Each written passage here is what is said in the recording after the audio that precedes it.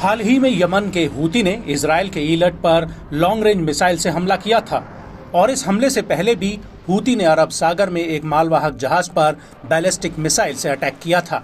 उस वक्त ये सवाल उठा था कि समुद्र में इतनी लंबी दूरी पर एक चलते फिरते टारगेट पर हूती कैसे हमला कर सकता है। लेकिन इसके बाद ईरानी सेना ने इस बात से पर्दा उठा दिया था कि उसने हूती को लंबी दूरी वाली बैलिस्टिक मिसाइलें सप्लाई कर दी हैं, जिनका इस्तेमाल लाल सागर में इजराइल और अमेरिका के खिलाफ हो रहा है।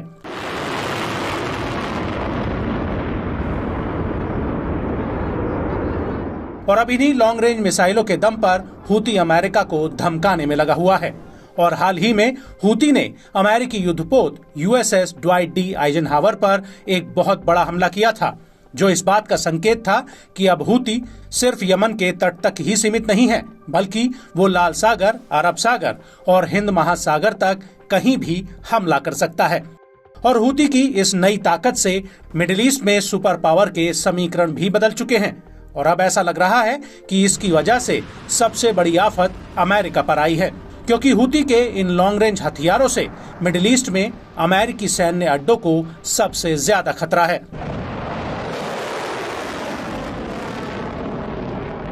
चूंकि अब हूती के पास 3000 किलोमीटर तक की दूरी पर हमला करने वाली बैलिस्टिक मिसाइलें आ चुकी हैं और खुद हूती के मेजर जनरल अल वहाबी ने कहा था कि हूती तेजी से घातक सैन्य हथियारों का उत्पादन कर रहा है और हाल ही में नई फिलिस्तीन बैलिस्टिक मिसाइल इसका सबसे ताजा उदाहरण है।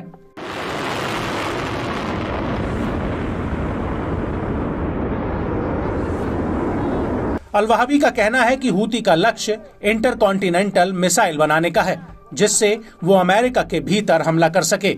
हूती का कहना है कि अमेरिका किसी भुलावे में न रहे।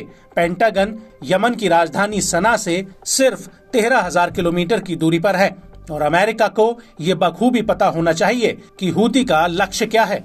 आपको बता दें कि हूती अब कह रहा है कि मिडिल ईस्ट में अमेरिकी सेना चाहे जहां पर मौजूद हो, हूती की लंबी दूरी की मिसाइलों से वो अछूता नहीं रह सकता।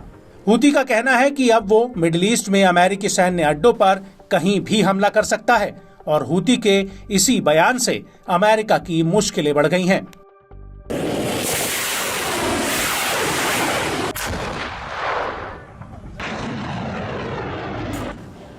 आपको बता दें कि हाल ही में हूती ने ब्रिटेन के HMS डायमंड डिस्ट्रॉयर पर भी एक बैलिस्टिक मिसाइल दागी थी।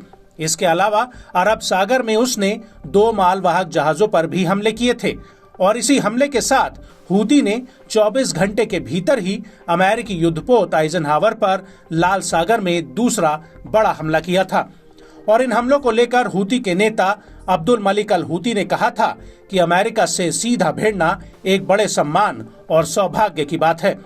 लेकिन बड़ा सवाल ये उठता है कि क्या अमेरिका हूती की इन धमकियों पर जवाबी हमला करेगा या फिर वो चुपचाप वेट एंड वॉच की हालत में बना रहेगा।